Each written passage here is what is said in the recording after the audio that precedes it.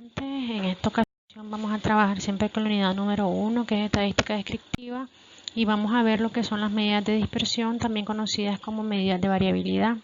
Estas se utilizan, me dice, para describir el grado en que una serie de valores varía respecto a su medida.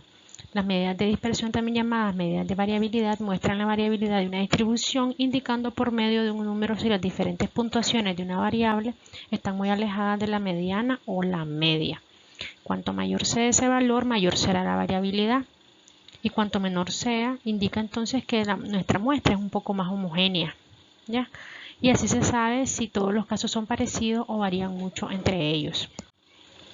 Vamos a ver la primera, que se conoce como la varianza. Esta es la media aritmética del cuadrado de las desviaciones respecto a la media de una distribución estadística. Su representación en algunas bibliografías se representa como S cuadrado o como R cuadrado.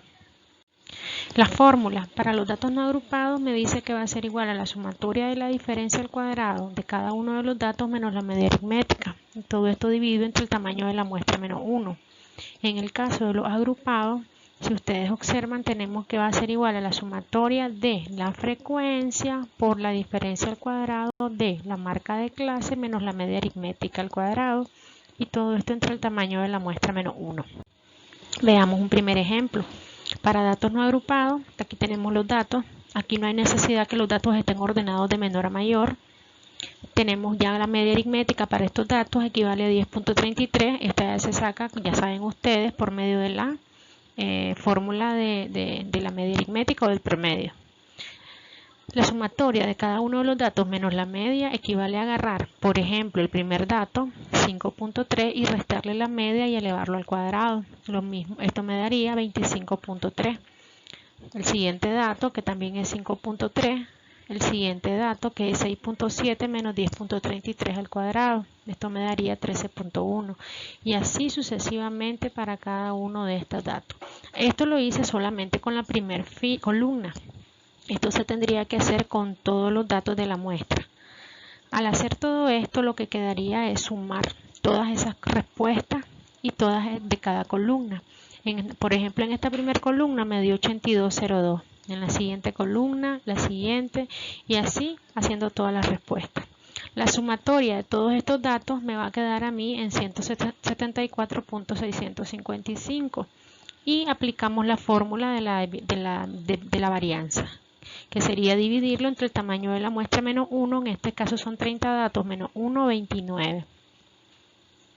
Y me da una varianza de 6.02. Esto corresponde para los datos no agrupados. En el caso de los datos agrupados, para los datos agrupados tenemos la tabla de frecuencia. Recuerden de que la media aritmética para datos agrupados es una y para los no agrupados es otra. Significa que para poder encontrar esta media tuve que hacer la fórmula de la media aritmética para datos agrupados. Entonces, ¿qué tenemos ahí? Lo mismo. Si se fijan, vamos a agarrar la frecuencia, que en este caso es 4, la marca de clase o punto medio, que es 6.3, aplicamos la fórmula 4, paréntesis, 6.3 menos la media aritmética, que es 10.43, y lo elevamos al cuadrado. Vamos a hacer esto por cada uno de estos datos de la frecuencia. Y vamos a obtener unos nuevos datos que vamos a sumar. La suma de todos estos datos me va a quedar en 171.81. Esto, nuevamente, meto los datos en la fórmula, los divido entre el tamaño de la muestra menos 1, que en este caso sería 30 menos 1,29, y me da mi varianza. Para el caso de la desviación estándar, dice que también conocida como desviación típica, dice que esta es una medida de dispersión para variables de razón y de intervalo, y se define como la raíz cuadrada de la varianza, y junto con este valor la desviación típica es una media que informa de la media de distancias que tienen los datos respecto a su media aritmética, expresada en las mismas unidades que la variable. La fórmula para la desviación estándar es la misma de la varianza. La única diferencia radica en que hay que sacarle la raíz cuadrada. Significa que en el ejemplo anterior, donde obtuvimos nuestra varianza, que daba 6.02, para encontrar la desviación, únicamente le saco la raíz a ese dato y obtengo mi desviación estándar, que es 2.45.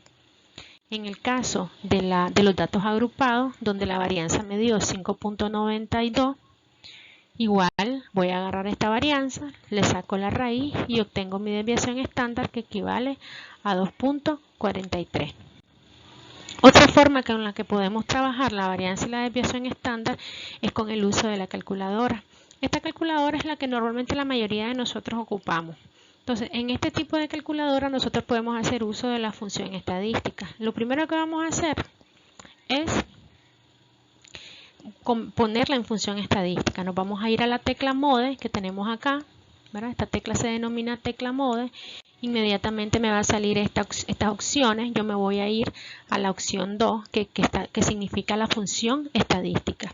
Al apretar esta función estadística, ya la calculadora queda en función estadística. Una vez que tenemos eso, vamos a empezar a meter los datos.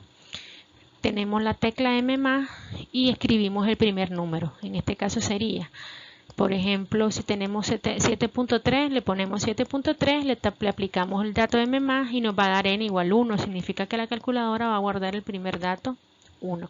Y así va a ir con todos los demás datos.